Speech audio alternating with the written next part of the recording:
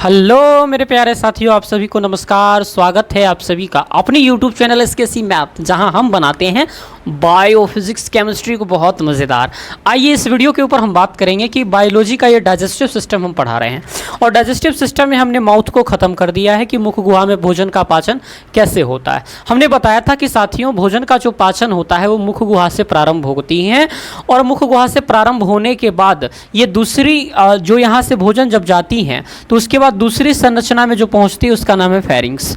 और आज हम समझेंगे फेरिंग्स के ऊपर। शुरुआत से अगर आप वीडियो देखेंगे ना कि किस प्रकार से माउथ में पाचन होता है, तब तो आपको बहुत ही मक्खन बन जाएगा ये चैप्टर। बहरहाल इसको देखिएगा तो भी तो मक्खन बन सकते हैं ना, क्योंकि आप तो समझदार हैं ना। आइए, ये हमारा होता है ग्रसनी।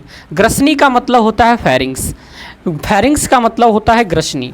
और ग्रसनी जो होता है ये मुख गुहा के नीचे थोड़ा सा जब देखेंगे तो ये कंठ के पास में ये फेरिंग्स की संरचना पाई जाती है। फेरिंग्स जो होता है मुख और नाक के पीछे होता है। फेरिंग्स जो होता है ये कहाँ पे होता है, तो मुख और नाक के पीछे होता है। मुख एवं नाक के पीछे होता है, नाक के पीछे होता है। ये मुख और नाक के पीछे होता है। फेरिंग्स जो होता है हमारा मुख और नाक के पीछे होता है। और ये जो क्या करती हैं इनके बारे में हम समझेंगे। देखिए, जब ये खाना जाती है तो ये वाला पाइप जो आप देख पा रहे हो, ये वाली पाइप हमारा होता है विंड पाइप। ये वाली पाइप क्या होती है, विंड पाइप। यानी इस पाइप से हमारा फेफड़ा तक हवा जाता है। लेकिन उसी के बगल में एक और पाइप, ये वाला आप देख पा रहे होंगे, इसको कहते हैं ईसोफेगस या फूड पाइप। यानी इस होकर के हमारा खाना जाता है। तो ये जो ग्रसनी है बीच का पार्ट, यहाँ से जब खाना जाती है तो ये खाना और ये नाक का जो हवा है, दोनों का एक ही बिंदु से निकलना होता है, दोनों एक ही जगह से निकलती हैं। तो ये फेरिंग्स क्या करता है कि जो हवा है उसको हवा वाले पाइप में भेजती हैं, और जो खाना आती है उसको खाना वाले पाइप में भेजती हैं। लेकिन जब ये खाना आती है तो हवा वाले पाइप में न चला जाए, इसके लिए इसके ऊपर यहाँ पर एक छोटा सा देख रहे होंगे जिसका नाम पड़ता है एपिग्लॉटिस।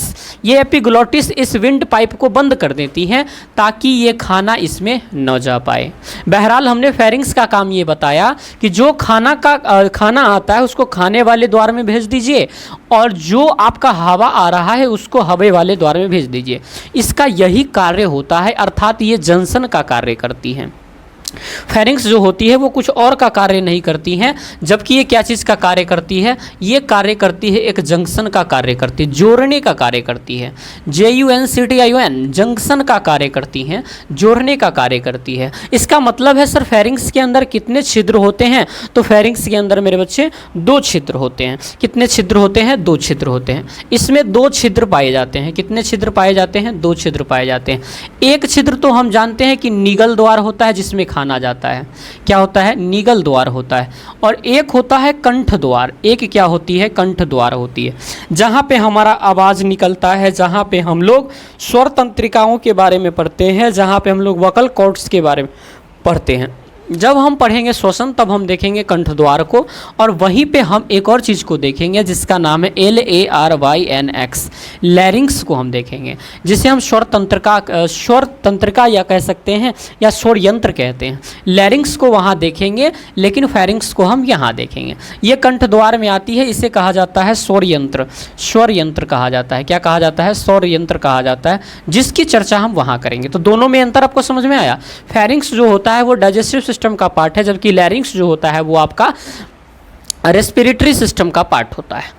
बहरहाल हमने कहा कि ये 2 छिद्र होते हैं, निगल द्वार और कंठ द्वार। इसका कार्य होता है कि जो भोजन आ रही है उनको निगल द्वार वाले छिद्र में भेजें, और जो खाना आ रहा है, जो सांसें आ रही है उनको कंठ द्वार वाले में भेजें। दोनों को भेजने का कार्य किसका होता है, इसी का होता है। देखिए, ये दोनों का जंक्शन पॉइंट होता है। इसीलिए मेरे बच्चे, हो सकता है कि जब श्वास ले, यानी जब खाना आता है, जब खाना लैरिंग्स से जाती है, फेरिंग्स है ना, जब खाना PHARYNX फेरिंग्स से जाती हैं तब एपिग्लोटिस, ये क्या है, एपिग्लोटिस, ग्लोटिस किसको बंद कर देती हैं, इस विंड पाइप को बंद कर देती हैं। विंड पाइप को बंद कर देती हैं ताकि खाना बंद कर देती है, ताकि खाना विंड पाइप में न जाएं, विंड पाइप में न जाए। इसका मतलब होता है इसका कुछ और कार्य नहीं है। ये क्या कार्य करती हैं? खाना को विंड पाइप में जाने से रोकती है। कौन रोकती है? एपिग्लोटिस। फेरिंग्स क्या करती हैं? फेरिंग्स का कार्य होता है जंक्शन की तरह। जिस प्रकार से जो खाना आती है उसे कंठ द्वार में भेज दिया जाता है, निगल द्वार में भेज दिया जाता है, और जो स्वरें आती हैं यानी श्वास आती हैं उनको कहाँ भेज दिया जाता है? कंठ द्वार में भेज दिया जाता है।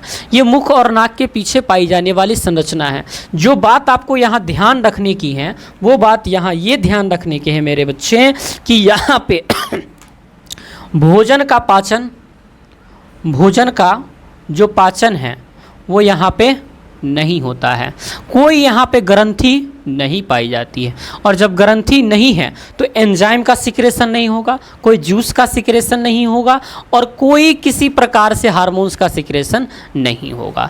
तो हम यहाँ पे देखेंगे कि भोजन का पाचन भोजन का जो पाचन होता है हमारा यहाँ पे नहीं होता है। आइए एक एक बात को मैं फिर से और समझाता हूँ। देखिए हमारा जो ग्रसनी होता है वो मुख, गुहा और नाक के पीछे होती है, जिसका कार्य होता है एक जंक्शन की तरह कार्य करती है। अर्थात ग्रसनी के अंदर दो छिद्र पाए जाते हैं, एक का नाम पड़ता है निगल द्वार, एक का नाम पड़ता है कंठ द्वार। जो मुख के द्वारा भोजन आता है उसे ग्रसनी क्या करती है? निगल द्वार में भेज देती है, और वहां से वो इसोफेगस होता हुआ पेट में चला जाता है।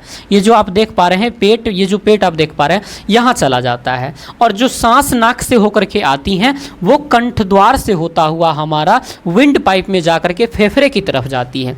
यही कारण है कि हम मुख और नाक दोनों से सांस ले सकते हैं, क्योंकि दोनों का जंक्शन पॉइंट एक ही है, दोनों का जंक्शन पॉइंट एक ही है। लेकिन मेरे बच्चे जब हम खाना खाते हैं तो फेरिंग्स क्या करती हैं? तब वो एपिग्लोटिस विंड पाइप को बंद कर देती है। यानी जब हम खाना खाते हैं तो ये वाला ढक्कन जो है इस विंड पाइप को बंद करती है, ताकि खाना इस वाले हवा वाले पाइप में न चला जाए, वरना आपको हिचकी होने लगेगी और खाना ऊपर की तरफ आने की कोशिश करेगी।